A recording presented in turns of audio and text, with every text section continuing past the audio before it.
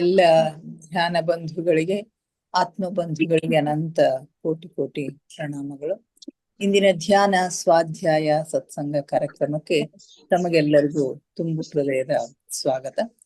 ಮೊಟ್ಟ ಮೊದಲಿಗೆ ನಮ್ಮೆಲ್ಲರ ಧ್ಯಾನ ಗುರುಗಳಾದ ಪರಮ ಪೂಜ್ಯರಾದ ಬ್ರಹ್ಮರ್ಷಿ ಪಿತಾಮಹ ಡಾಕ್ಟರ್ ಸುಭಾಷ್ ಪತ್ರಿಜಿಯವರ ಚರಣ ಕಮಲಗಳಿಗೆ ವಂದಿಸುತ್ತ, ಗುರುಮಾತಾ ಸ್ವರ್ಣಮಾಲಾ ಅಮ್ಮನವರ ಪಾದ ಕಮಲಗಳಿಗೆ ನಮಿಸುತ್ತ, ನಮ್ಮೆಲ್ಲರ ಚೈತನ್ಯ ಶಕ್ತಿಯಾಗಿರ್ತಕ್ಕಂಥ ಮಹಾವತಾರ್ ಬಾಬಾ ಅವರನ್ನ ನನ್ನ ಹೃನ್ಮಂದಿರದಲ್ಲಿ ಸ್ಮರಿಸುತ್ತ, ನನ್ನ ಗುರುಗಳಾದ ತಟವಾಲಿ ಬಾಬಾ, ಬರ್ಫಾನಿ ಬಾಬಾ, ಮಹದಾನಂದ ಬಾಬಾಜಿಯವರನ್ನ ನನ್ನ ಹೃದಯ ಮಂದಿರದಲ್ಲಿ ಸ್ಮರಿಸುತ್ತ, ನಮ್ಮ ಮಾರ್ಗದರ್ಶಕ ಗುರುಗಳಾದ ಡಾಕ್ಟರ್ ಜೀವಂದ್ರ ಕೇತಪ್ಪ ಸರ್ ಅವರಿಗೆ ವಂದಿಸುತ್ತಾ, ಅಯ್ಯಪ್ಪ ಪಿಂಡಿ ಸರ್ ಅವರಿಗೆ ವಂದಿಸುತ್ತಾ, ಎಲ್ಲ ಆಸ್ಟ್ರಲ್ ಮಾಸ್ಟರ್ಸ್ ಗಳಿಗೆ, ಪಿರಾಮಿಡ್ ಮಾಸ್ಟರ್ಸ್ ಗಳಿಗೆ ವಂದಿಸುತ್ತಾ, ಸೀತಾ ಮಾತೆ, ಯಶೋಧರಾ ಮಾತೆ, ವಸುಂಧರಾ ಮಾತೆಯರಿಗೆ ವಂದಿಸುತ್ತಾ, ಅವರೆಲ್ಲರ ಚೈತನ್ಯ ಶಕ್ತಿಯೊಂದಿಗೆ ನಮ್ಮ ಚೈತನ್ಯ ಶಕ್ತಿಯನ್ನು ಅನುಸಂಧಾನಗೊಳಿಸುತ್ತಾ ನಾವಿಂದಿನ ಸ್ವಾಧ್ಯಾಯವನ್ನ ಆರಂಭಿಸೋಣ. ಮಾಸ್ಟರ್ಸ್, ಸ್ವಾಧ್ಯಾಯದ 6ನೆಯ ಅಧ್ಯಾಯದಲ್ಲಿ ನಾವೀಗ ಇದ್ದೇವೆ. ಈ ಸೂಕ್ಷ್ಮ ಲೋಕಗಳಲ್ಲಿ ಪ್ರಮುಖವಾಗಿ 3-4 ಹಂತಗಳು ಇರ್ತವೆ ಅಂತಕ್ಕಂಥದ್ದನ್ನ ಹೇಳಿದ್ದಾರೆ. ಕೆಳ ಹಂತದಲ್ಲಿ ಹೆಚ್ಚು ಭೌತಿಕವಾಗಿರ್ತಕ್ಕಂಥ ಲೋಕಗಳು, ಹೆಚ್ಚು ಜನದಟ್ಟಣೆಯಿಂದ ಕೂಡಿರ್ತಕ್ಕಂಥ ಹಂತಗಳು ಇರ್ತವೆ. ಆತ್ಮದ ವಿಕಾಸ ಹೊಂದಿದ ಹಾಗೆ ಮೇಲಿನ ಲೋಕಗಳಿಗೆ ಅವರು ಹೋಗ್ತಾರೆ. ಸುಮಾರು 4 ವಲಯಗಳಿಗೆ ತಲುಪಿದಾಗ ಆ ಮನುಷ್ಯನ ಅಂದ್ರೆ ಆ ಸೂಕ್ಷ್ಮ ಶರೀರದ ಆತ್ಮದ ವಿಕಾಸದ ಆಧಾರದ ಮೇಲೆ 4 ಹಂತಗಳನ್ನ ತಲುಪಿಯಾದ ನಂತರ ಅಲ್ಲಿ ಮಾನವೇತರ ಜೀವನವೂ ಇದೆ ಅಂತಕ್ಕಂಥದ್ದು ಗೊತ್ತಾಗ್ತದ ಅಂತಕ್ಕಂಥ ಸಂಗತಿಯನ್ನ ನಿನ್ನೆ ನಾವು ಚರ್ಚೆ ಮಾಡಿದೀವಿ. ಈ ಮಾನವೇತರ ಒಂದು ಜಗತ್ತು, ಅದು ಅಲ್ಲಿ ಯಾವ ರೀತಿ ಅವರ ಬದುಕು ಇರುತ್ತೆ, ಇಲ್ಲಿ ಯಾವ ರೀತಿ ಮನುಷ್ಯನ ಒಂದು ವಿಕಾಸ ಆಗ್ತದೋ, ಪ್ರಾಣಿಗಳಿಂದ ನಾವು ಕ್ರಮೇಣ ಹೇಗೆ ವಿಕಾಸ ಹೊಂದಿ ಮನುಷ್ಯರಾಗ್ತೀವೋ ಅಲ್ಲಿಯೂ ಕೂಡ ಇದೇ ರೀತಿಯ ಒಂದು ವಿಕಾಸ ಆಗುತ್ತೆ. ಕ್ರಿಮಿ, ಕೀಟ, ನಂತರ ಮೀನು ಅಥವಾ ಪಕ್ಷಿಗಳಾಗಿ ವಿಕಾಸ ಹೊಂದುತ್ತಾ ಮೊದಲು ಮೂಲ ತತ್ವದ ನಂತರ ಪ್ರಕೃತಿ ಆತ್ಮಗಳು ಆಗ್ತವೆ. ಆಮೇಲೆ ದೇವ ಅಥವಾ ದೇವದೂತರಾಗಿ ಅವರು ಪರಿವರ್ತನೆ ಆಗ್ತಾರೆ ಅಂತಕ್ಕಂಥ ಸಂಗತಿಯನ್ನು ನಿನ್ನೆ ನಾವು ಚರ್ಚೆ ಮಾಡಿದೀವಿ. ಉದಾಹರಣೆಗೆ ಪಕ್ಷಿಗಳು ಪ್ರಕೃತಿ ಆತ್ಮವಾಗಿ ಪರಿವರ್ತಿತ ಆಗ್ತವೆ. ಒಮ್ಮೊಮ್ಮೆ ಅವುಗಳಿಗೆ ಯಕ್ಷ, ಯಕ್ಷಿಣಿ, ಗಂಧರ್ವ ಅಥವಾ ವನದೇವತೆ ಅಂತನೂ ಕೂಡ ಕರೀತಾರೆ. ಆಮೇಲೆ ಇವೆರಡೂ ಬಹಳಷ್ಟು ಜನ್ಮಗಳ ನಂತರ ದೇವ ಅಥವಾ ದೇವದೂತರಾಗಿ ಇರ್ತಾರೆ ಅಂತಕ್ಕಂಥ ಒಂದು ದೇವದೂತರ ಸ್ಥಿತಿಯನ್ನ ತಲುಪ್ತಾರೆ ಅಂತಕ್ಕಂಥ ಮಾತನಲ್ಲಿ ಹೇಳ್ತಾರೆ. ಇನ್ನು ಈ ಅವಿಕಸಿತ ದೇಶಗಳಲ್ಲಿ ಪ್ರಕೃತಿಯೊಂದಿಗೆ ಹೆಚ್ಚು ಸಮೀಪವಿರುವಂತಹ ಜನರು ವನದೇವತೆ ಅಥವಾ ಪ್ರಕೃತಿ ಆತ್ಮಗಳನ್ನ ಲಿಟಲ್ ಪೀಪಲ್ಸ್ ಅಂತಕ್ಕಂಥ ಹೆಸರಿನಿಂದ ಗುರುತಿಸ್ತಾರೆ.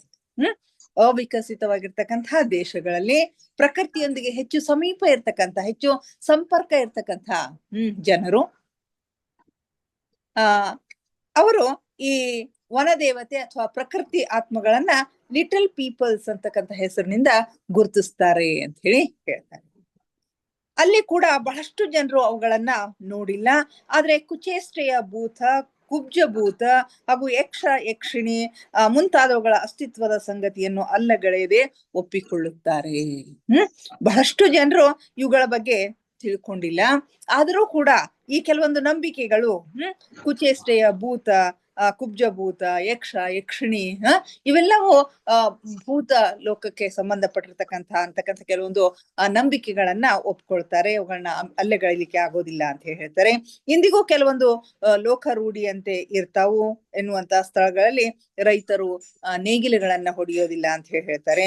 ಈ ಕಥೆಗಳನ್ನ ಕೇವಲ ಅಂಧವಿಶ್ವಾಸವೆಂದು ಹೇಳಿ ಗಾಳಿಗೆ ತೂರಿದಂತ ಆಧುನಿಕ ಜಮೀನ್ದಾರರಿಂದ ಬಹಳಷ್ಟು ಹಾನಿಗೊಳಗಾಗಿರುವುದನ್ನ ನಾವು ಕೇಳಿದೀವಿ ಅಂತಕ್ಕಂಥದ್ದು ಹೇಳ್ತಾರೆ. ಅಂದ್ರೆ ಈ ಕಥೆಗಳಲ್ಲೇನೋ ಸತ್ಯಾಂಶ ಇದೆ, ಅವುಗಳಲ್ಲಿ ಸತ್ಯ ಇಲ್ಲ ಅಂತ ಹೇಳಿ ಗಾಳಿಗೆ ತೂರಿದವರು ಅನೇಕ ಹಾನಿಯನ್ನ ಅನುಭವಿಸಿದ್ದಾರೆ ಅಂತಕ್ಕಂಥ ಸಂಗತಿಯನ್ನ ಹೇಳ್ತಾರೆ.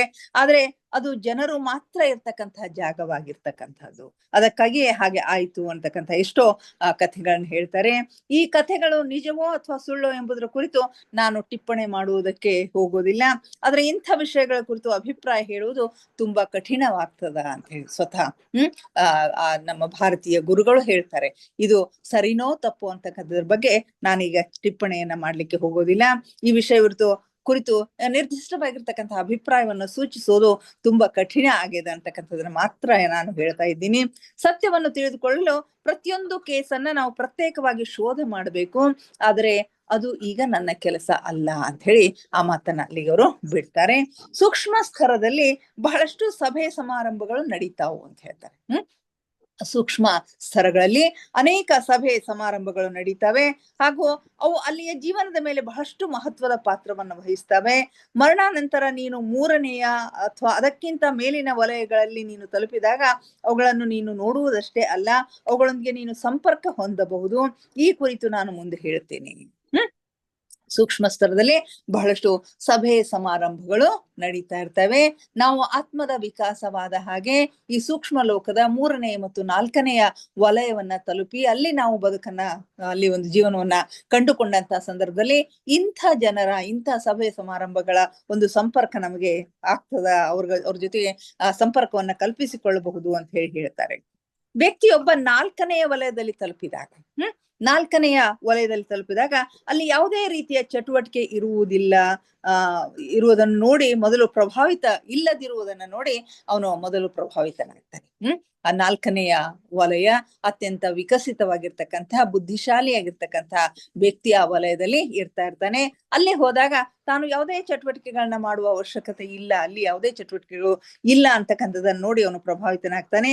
ಅಲ್ಲಿ ಜನರೊಂದಿಗೆ ಅವನು ಅವಶ್ಯವಾಗಿ ಭೇಟಿಯಾಗ್ತಾನೆ. ಅಲ್ಲಿ ವಾಸ ಮಾಡ್ತಕ್ಕಂಥ ಅಲ್ಲಿಯ ಸ್ಥಾಯಿ ನಿವಾಸಿಗಳ ಜೊತೆಗೆ ಅವನು ಅವಶ್ಯವಾಗಿ ಭೇಟಿಯಾಗ್ತಾನೆ.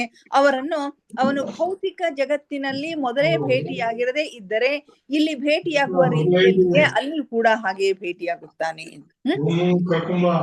ಈ ಭೌತಿಕ ಜಗತ್ತಿನಲ್ಲಿ ಮೊದಲೇ ಭೇಟಿಯಾಗದೇ ಇದ್ದಂತ ಸಂದರ್ಭದಲ್ಲಿ ಅಲ್ಲಿಯೂ ಕೂಡ ಭೂಮಿಯ ಮೇಲೆ ಅವರನ್ನು ಹೇಗೆ ಭೇಟಿ ಆಗ್ತಾನೋ ಅದೇ ರೀತಿ ಅಲ್ಲಿ ಭೇಟಿ ಆಗ್ತಕ್ಕಂಥ ಸಾಧ್ಯತೆ ಇರ್ತದ. ಅಲ್ಲಿಯ ಸ್ಥಾಯಿ ನಿವಾಸಿಗಳು ಅವನ ಹವ್ಯಾಸಗಳು ಅವರೊಂದಿಗೆ ಹೊಂದುತ್ತವೆ ಎಂದು ಭಾವಿಸಿ ಅವನ ಸ್ವಾಗತವನ್ನ ಮಾಡ್ತಾರೆ. ಯಾಕಂತಾರೆ ಅಲ್ಲಿ ಪರ್ಮನೆಂಟ್ ಆಗಿರ್ತಕ್ಕಂತಹ ಸ್ಥಾಯಿ ನಿವಾಸಿಗಳೇನಿರ್ತಾರಲ್ಲ ಅವರು ಇವನನ್ನ ತುಂಬಾ ಆತ್ಮೀಯವಾಗಿ ಸ್ವಾಗತ ಮಾಡ್ತಾರೆ. ಯಾಕಂತಂದ್ರೆ ಈ 4 ಹಂತದವರೆಗೆ ಅವನು ತಲುಪಿದ್ದಾನೆ ಅಂತಂದ್ರೆ ಅವನು ಸಾಕಷ್ಟು ವಿಕಸಿತವಾಗಿರ್ತಕ್ಕಂತಹ ಆತ್ಮ ಇದ್ದಾನೆ. ಅವನ ಅಭಿರುಚಿಗಳು, ಅವನ ಯೋಜನೆಗಳು, ಅವನ ವಿಚಾರಗಳು, ಅವನ ಬುದ್ಧಿವಂತಿಕೆ ತಮಗೆ ಸೂಕ್ತವಾಗಿ ಸೂಟ್ ಆಗ್ತಾವ ಅಂತಕ್ಕಂಥ ದೃಷ್ಟಿಯಿಂದ ಅವನನ್ನ ಅತ್ಯಂತ ಸಂತೋಷದಿಂದ ಅವರು ಸ್ವಾಗತ ಮಾಡ್ತಾರೆ. ಅವನು 4ನೇ ವಲಯದವರೆಗೆ ತಲುಪಿದ್ದಾನೆ ಅಂದರೆ ನಿಶ್ಚಿತವಾಗಿಯೂ ಅವನಿಗೆ ಆ ಯೋಗ್ಯತೆ ಹಾಗೂ ಇಚ್ಛಾಶಕ್ತಿ ಇದೆ ಅಂತಕ್ಕಂಥದ್ದು ಅವರಿಗೆ ಗೊತ್ತಾಗ್ತದೆ. ಶಾರೀರಿಕ ಚಟುವಟಿಕೆಯ ಬದಲಾಗಿ ಅವನಿಗೆ ಅಲ್ಲಿ ಮಾನಸಿಕ ಚಟುವಟಿಕೆಗಳು ಹೆಚ್ಚು ದೃಷ್ಟಿಗೆ ಬೀಳುವ. ಆ 4ನೆಯ ಹಂತದಲ್ಲಿ ಶಾರೀರಿಕ ಚಟುವಟಿಕೆಗಳಿಗಿಂತಲೂ ಮಾನಸಿಕ ಚಟುವಟಿಕೆಗಳು, ಮನಸ್ಸಿಗೆ ಸಂಬಂಧಪಟ್ಟಿರ್ತಕ್ಕಂತಹ ಬುದ್ಧಿಶಕ್ತಿಗೆ ಬೌದ್ಧಿಕವಾಗಿರ್ತಕ್ಕಂತಹ ಚಟುವಟಿಕೆಗಳು ಅಲ್ಲಿ ಹೆಚ್ಚು ಅವರ ದೃಷ್ಟಿಗೆ ಬೀಳ್ತಾವು. ಯಾಕಂದ್ರೆ ಅಂತಾರಾಷ್ಟ್ರೀಯ ಮತ್ತು ವಿಕಾಸಾತ್ಮಕ ಸಮಸ್ಯೆಗಳ ಕುರಿತು ಅಲ್ಲಿ ಚರ್ಚೆ ಮಾಡ್ತಾ ಇರ್ತಾರೆ. ಅಲ್ಲಿಯ ಚರ್ಚೆಯ ವಿಷಯಗಳು ಎಂಥವೋ ಅಂತಾರಾಷ್ಟ್ರೀಯ ಮಟ್ಟದಲ್ಲಿ ಇರ್ತಕ್ಕಂಥವು. ಕೇವಲ ಸಣ್ಣ ಸಣ್ಣ ಸಮಸ್ಯೆಗಳೆಲ್ಲ, ಅಂತಾರಾಷ್ಟ್ರೀಯ ಮಟ್ಟದಲ್ಲಿ ಇರ್ತಕ್ಕಂತಹ ವಿಚಾರಗಳು, ವಿಕಾಸಾತ್ಮಕವಾಗಿರ್ತಕ್ಕಂತಹ ಒಂದು ಸಮಸ್ಯೆಗಳು, ಜಗತ್ತಿನ ದೇಶದ ವಿಕಾಸದಿಂದ ಯಾವ ರೀತಿಯ ಸಮಸ್ಯೆಗಳು ಬರ್ತಾವೆ ಅಂತಕ್ಕಂತಹ ಸಮಸ್ಯೆಗಳು ಅಲ್ಲಿ ಚರ್ಚೆ ಆಗ್ತಾ ಇರ್ತವೆ.